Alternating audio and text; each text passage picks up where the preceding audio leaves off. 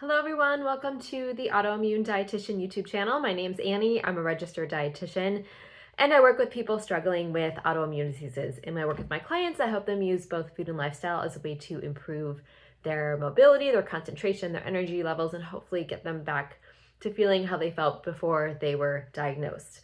So I thought it would be good to focus on common symptoms and remedies that come with many autoimmune diseases. And this week, we are focused on joint pain. This pain doesn't only come with rheumatic diseases like rheumatoid arthritis or psoriatic arthritis. Many other autoimmune diseases can manifest as joint pain. So today we will discuss why this happens and what you can do to alleviate your own joint pain. Before I jump in, I just need to attach my usual disclaimer to this video that the information in today's talk is not the substitute for the diagnosis, treatment, or care of disease by a medical provider. This is for informational purposes only. So please consult your qualified health professional for any changes you make to your medical care. Okay, so what is joint pain and why does it happen? Well, joint pain is when there is stiffness, swelling, discomfort, and or pain in your joints. And just for a reminder, your joints are where two or more bones meet, allowing your body parts to move, like your finger. When joint pain is present, it makes this movement very difficult. So there are a number of different reasons why joint pain happens. With autoimmune diseases, it's likely due to either tissue damage around the joint, as in the case with rheumatoid arthritis, or systemic inflammation. Some autoimmune diseases indirectly affect joints. For instance, joint pain from Hashimoto's disease is caused by thyroid hormones and its effect on bone and cartilage. So depending on what kind of autoimmune disease you have, could dictate why you have joint pain. So what are the conventional treatments for joint pain? Well, joint pain is typically treated with anti-inflammatory medications like non-steroidal anti-inflammatory drugs, otherwise known as NSAIDs, like Advil or Aleve. Tylenol can also help with pain management, although it doesn't help with inflammation. There are also lots of topical creams and patches that contain anti-inflammatory medications that might relieve targeted pain as well. Injections may be needed if those over-the-counter options aren't enough. Corticosteroid or hyaluronic acid injections are both viable options that help lower inflammation in the affected joints.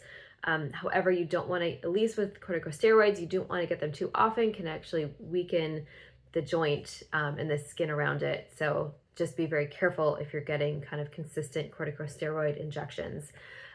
Physical therapy may also be really helpful in improving mobility and pain management. So besides the conventional treatments, there are many alternative therapies to consider for joint pain. So here are a few of the ones that I have personally found helpful. And I'm going to go through a lot, so hopefully you've taken notes. And I also try to summarize it in the kind of summary in the video that when you clicked in here. But the first one is hot and cold therapy. So there is a lot of debate within the sports world about whether you should heat or cool like an injury or with pain. And especially, with joints, like what's better, hot or cold. I find that both are actually helpful in their own ways.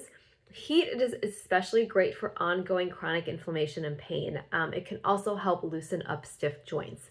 If you are sensitive to weather, I notice that in the summertime, when things are hot, I tend to have a little bit more mobility versus when it's really cold outside. Cold, however, is good for acute pain and inflammation. Swelling also reacts well to cold therapy too. So if you notice that your joints are swollen, some cold packs might be very helpful. You can also incorporate hot and cold therapies by using saunas and cold plunges, which have also been just effective for general chronic inflammation. Nerve glides is another option that's an alternative treatment. One of my physical therapists introduced me to this type of therapy, also known as nerve flossing. And they have actually been extremely helpful in managing my low-grade joint pain. So nerve glides are gentle movements that improve nerve mobility, which reduce pressure and tension that can lead to joint pain.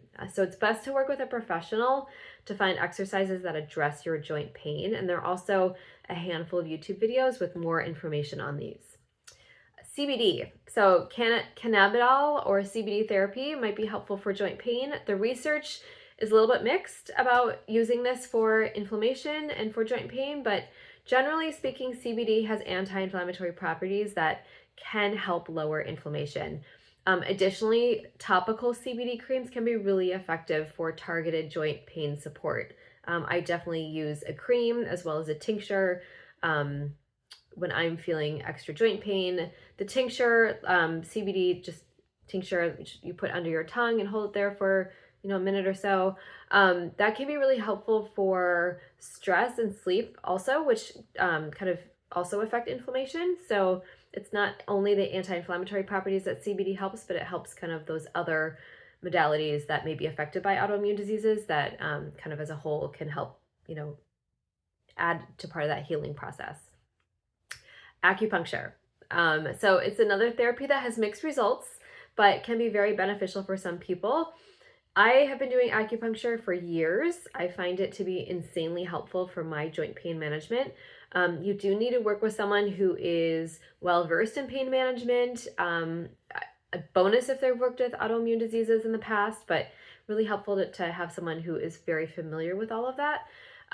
Full disclosure, the needles can be a little uncomfortable when they are placed in small joints like the hands and feet. Otherwise, it's not painful at all for the most part. So just something to be aware of if they, if you do have to get some needling in your joints, it can be a little bit painful. Compression sleeves and gloves. So compression devices help boost circulation and blood flow to affected areas while lowering swelling and inflammation. So I use compression gloves at night, and they really help with my joint pain and swelling. TENS units. So TENS stands for transcutaneous electrical nerve stimulation. So these units, it's like a little kind of square device, and you attach it to parts of your body, and it sends electrical currents through the skin to help block pain signals. So these currents also stimulate the release of endorphins, which are your body's natural painkillers, to help lower perceived pain. I've been using TENS units for years for joint and muscle pain. I even use it during labor, a fun fact, to help with contraction pain. So there's a wide variety of uses for TENS, but I do find them very effective. Lastly, supplements. So supplements can be extremely helpful for inflammation and pain.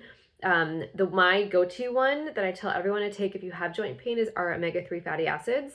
They've been widely studied for their anti-inflammatory properties and ability to improve joint pain and stiffness. I also love SPMs, which stands for specialized pro-resolving mediators. I use those for acute pain, and SPMs are fractionated fish oils, so they come from the omega-3 family. Curcumin and boswellia are also really good options for pain and inflammation management. So what about diet? I mean, of course, I'm a dietitian. I have to mention diet. I couldn't close out this discussion about joint pain without mentioning food. So diet plays a pretty crucial role in managing both pain and inflammation. A really good anti-inflammatory diet is a great place to start if you are struggling with joint pain. From there, we can obviously tweak things to make it a little bit more personalized, but kind of baseline anti-inflammatory diet, whole foods. I find that sugar, alcohol, processed foods really exacerbate inflammation and joint pain for me, as well as the things that I'm more sensitive to, like gluten, dairy, those types of things. So again, baseline anti-inflammatory diet, super important. So today we focused on joint pain, what it is, why you get it with autoimmune diseases, and then what are some conventional and alternative treatments to help you with your joint pain management. If you would like more help managing your autoimmune diseases, your digestive issues, inflammation, I would love to chat with you. There's several different ways you can work with me. The best place to start is by booking a free discovery call so we can chat and figure out what's best for you.